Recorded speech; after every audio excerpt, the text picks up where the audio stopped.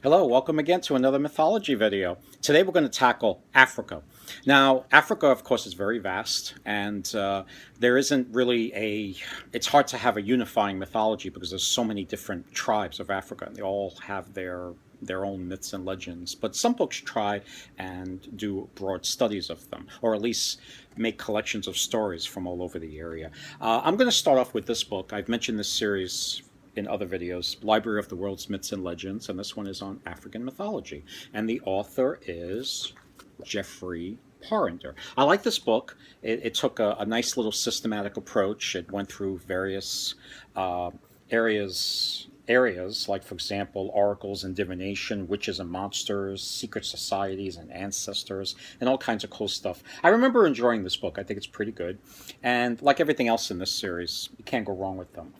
Um, One of my all-time favorite books, not only on African mythology, but on mythology in general, is this very classic study, which has some of my favorite stories. It's called African Genesis, and the authors are Leo Frobenius and Douglas C. Fox. Frobenius and Fox. This is a classic study. It retells. I think it's more retellings than translations of some of Africa's great stories. Some of these stories are very funny. Some are very profound, um, and yeah, the, incredible book. Another book I really liked, I read many years ago. This is more for younger readers, but I liked it all the same. Oxford Myths and Legends has this book out called African Myths and Legends, and the author is retold by Kathleen Arnott. Okay, so they're retellings of great stories. What I remember about this one is I think I remember witches and tricksters like Spider. You know, the spider's a big trickster in African mythology, uh, and so this is a cute little collection of stories, easy to read. Your kids can enjoy them, and everything else. Uh, Another book that I read a little more recently was this one put out by Penguin Classics, which is a really amazing collection, African Myths of Origin, and this is a story selected and retold by Stephen. What's the name? Stephen Belcher. I don't know if you can see that. Stephen Belcher.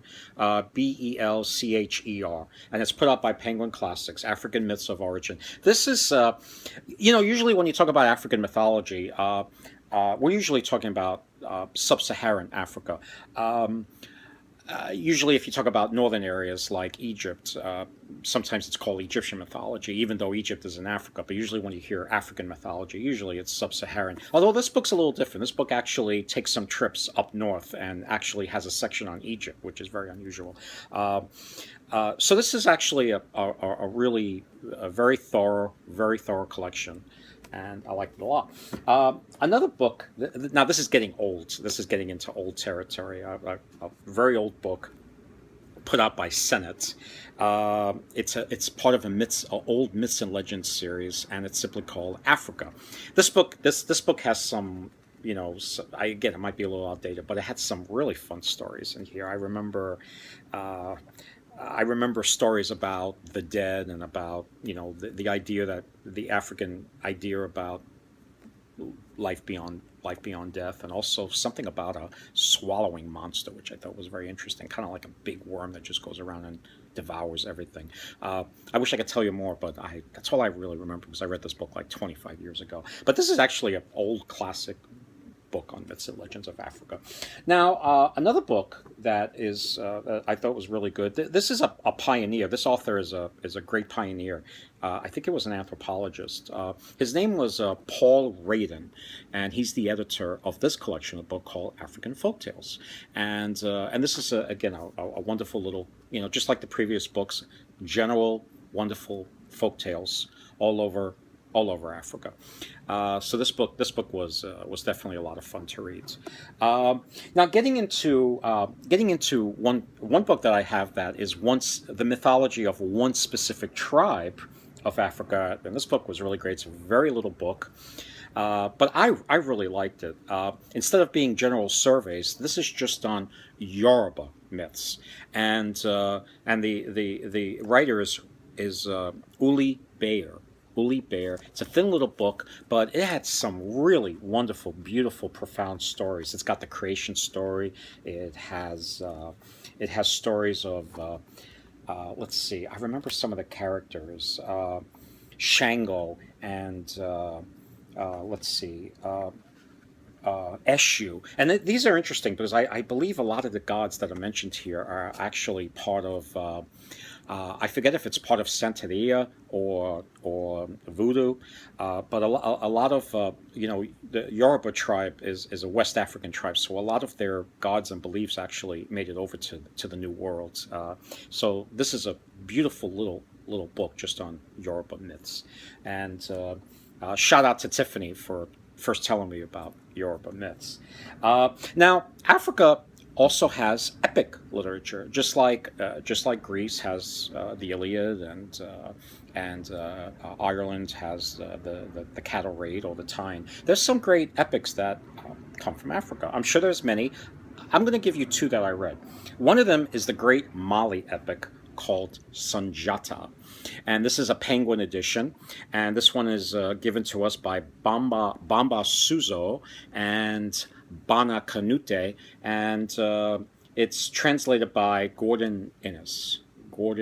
But it's Penguin Classics and it's called Sunjata. This is a strange little, well, not strange. It's actually just unusual. I haven't read an epic like this before. But a boy who doesn't seem to be the hero type, but then he gets bigger and stronger and he proves his worth, and he fights the enemies of his people, and they establish the Mali Empire, and it's based supposedly on real events that once happened. So if you want to read an example of epic literature, this is really good. Another epic, and this is the epic of the Congo, and it's called the Mwindo Epic, and so Epic of the Congo, and this one is edited and translated by Book, right over here, by Daniel Book and Kahombo C. Matin. I don't know if you could read it right over there, but I'm sure if you type in somewhere Mwindo Epic, it'll come up. The Mwindo Epic. Mwindo is actually the name of the hero of the story, and he is an extraordinary character, very, very powerful, and he goes through adventures while he tries to find his father. Trying to find your father is a big is one of the great tropes of world mythology. Joseph Campbell sometimes talks about that, the myth of the boy who tries to find his father. That's the subject of this. I really remember enjoying this book, being being someone who grew up on Western epic literature. As much as I love epic literature, this is really great because it's so different, but it's still epic. Now I'm going to give you one more book. This book is just insane. I found this at a used bookstore, and look at this. It's huge, and look at the art. I've never seen a book like this. It's one of my favorites. Myths and Legends of Southern Africa. And the author is Penny Miller. I think she's more of an artist than a writer, although she's probably both, because I believe she did all this artwork. So, but boy, what a tour de force in giving us the mythology of Africa. She goes by tribe, so she talks about she talks about the Bushmen and the people of the Cape and the Swazi and the Zulus, and she goes by tribe and tells a story or two and gives you illustrations. I mean, just look at the back. I mean, that's insane. If you could track this book down, it would be amazing. I don't know if it's in print. I'm sorry, I can't give you mine. Penny Miller. I mean, look at that. It's crazy.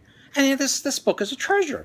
I remember really devouring this book. It is just so much fun, and I really just absolutely love the illustrations to this. So if you can't read any book here, I mean, I don't know. I sometimes have a hatchet list. I would say try and get this one.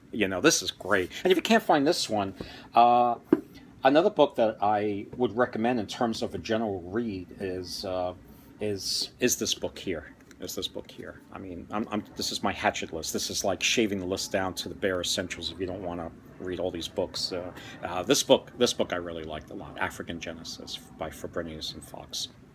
I would say if you're going to read a single, if you're looking for just one book, well, I mean, the Library of the World's Myths and Legends, of course, is pretty thorough too. I mean, if you're going to read any book on African mythology and you want to be very general and thorough, this is very good. But you know, it kind of has a general flavor to it, whereas this feels more intimate, and I like this book a lot, African Genesis. Okay, so that's it for Africa. That's all the books I have for African mythology, and until next video, happy reading.